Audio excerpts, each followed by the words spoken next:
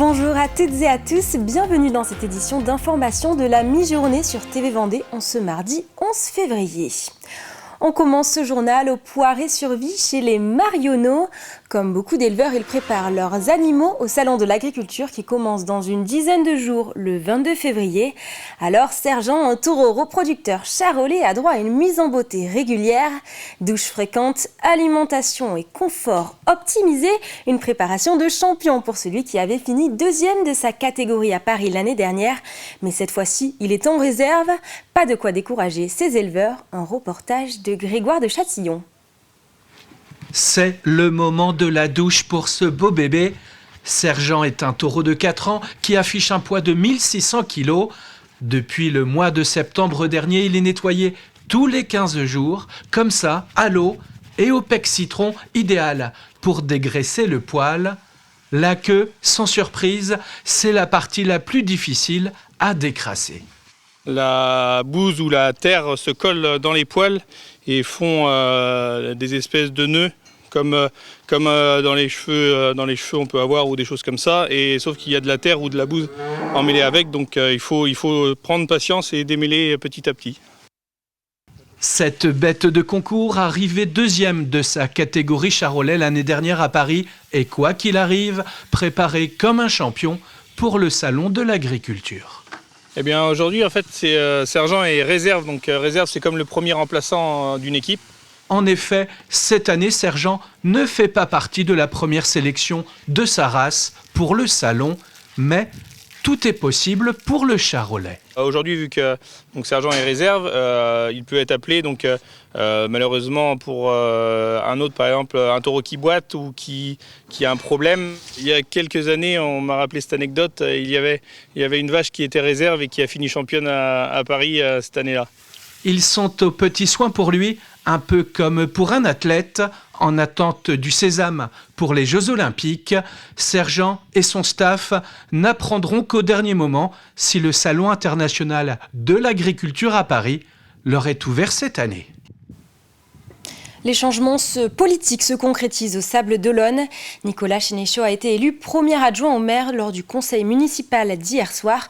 Une fonction qui lui donne une validation de la majorité municipale en vue de succéder au maire de la ville, Yannick Moreau. Ce dernier avait annoncé le 2 janvier son choix de quitter ses fonctions. Et le décès d'Armel Pécheul le 27 janvier a accéléré l'annonce de cette désignation. C'était le projet phare de la nouvelle équipe municipale élue en 2020, celui de la restructuration du complexe sportif de Comquier, près de Saint-Gilles-Croix-de-Vie. Le bâtiment a donc été inauguré ce week-end et il doit être à la hauteur des enjeux dans une commune qui compte 1100 adhérents ou licenciés d'associations sportives. Un nouvel espace jeunesse a été délivré au printemps dernier à la place de l'ancienne salle des aînés et la rénovation énergétique et la restructuration d'autres bâtiments étaient devenues une priorité, comme la salle de basket et de tennis de table datant de 1981. On a la salle de tennis de table qui a été agrandie, mais ce n'est pas que tennis de table, puisqu'on accueille le sport santé, tel que la Zumba ou le Fit Gym avec le club de judo. On y a la grande salle de sport, de basket et de tennis rebond, enfin voilà, beaucoup de sports. Et un tout nouvel espace jeunesse à destination des 11-20 ans pour les accueillir dans les meilleures conditions pour construire leur avenir. Pour la 3e année consécutive, le service départemental d'incendie et de secours de la Vendée a ouvert ses portes aux maires et aux élus municipaux. L'occasion de faire le point sur les dernières technologies utilisées pour rendre les secours plus efficaces. Grégoire de Châtillon était sur place. Les drones au service de la population, utilisés par des pompiers formés, ce sont pour les maires et leur équipe de nouveaux moyens de reconnaissance et d'aide à la décision. On va savoir en cas d'incendie sur des feux d'espace naturel par exemple de où réellement pouvoir aller éteindre rapidement les points dangereux, les points sensibles et donc de diminuer notre consommation d'eau puisqu'on sera beaucoup plus efficace avec la vision du dessus par l'imagerie thermique. Le fait de savoir qu'ils peuvent avoir une vision sans bouger d'un poste de commandement ou sans bouger de leur mairie directement puisqu'on peut faire leur envoi d'image directement, ça sera une plus-value pour eux.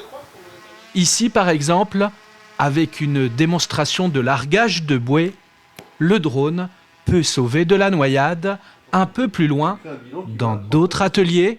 Il y a encore moins d'un an, c'était sur papier. Le service départemental d'incendie et de secours de la Vendée explique comment il fonctionne grâce au numérique face aux secours d'urgence. Où il ne doit pas agir et quelle tactique je mets en place pour extraire ma ou mes victimes. Moi, j'ai découvert l'atelier sur les tablettes où l'interaction directe avec les urgences du CHD, mais pas que, sont totalement fluides et interactives.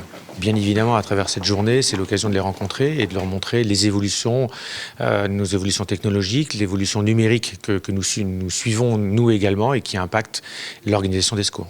L'organisation des secours avec de nouveaux fonctionnements.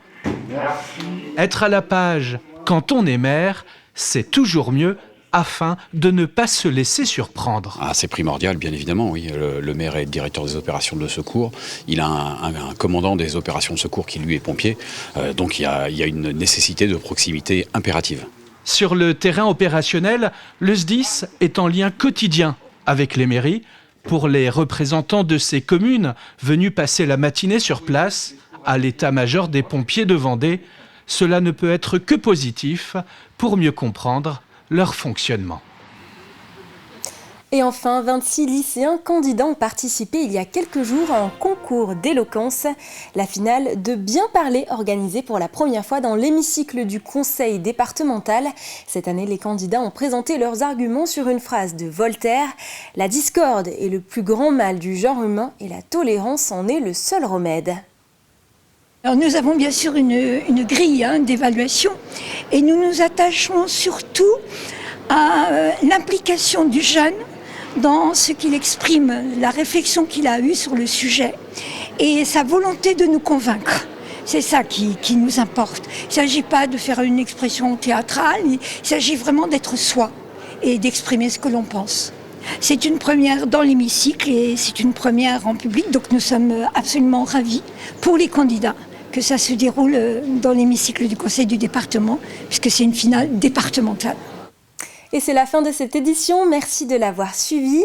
Je vous donne rendez-vous à 18h pour un nouveau point sur l'actualité. En attendant, vous pouvez retrouver l'ensemble de nos reportages et émissions sur le site de tvvendée.fr. Très bon après-midi à toutes et à tous.